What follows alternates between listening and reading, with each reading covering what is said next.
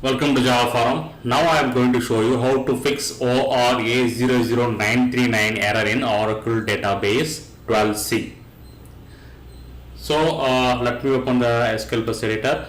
So here you can see I am logged in as a C # Scott, which is a common user. So make sure that you have enough permission to execute the SQL command. So I am selecting one selecting one table, select star from person. So now let me type one ltrim function. So select ltrim, so name comma frm Java. So I am specifying some arguments. So select ltrim from person. So this is giving me ORA-00939, too many arguments for function, which means that I have supplied extra arguments for the function. So actually ltrim requires only 2 arguments. I have supplied 3 arguments, which is not necessary.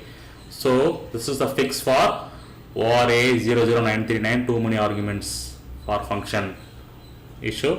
So check the Oracle documentation, what are the function requires how many arguments in function.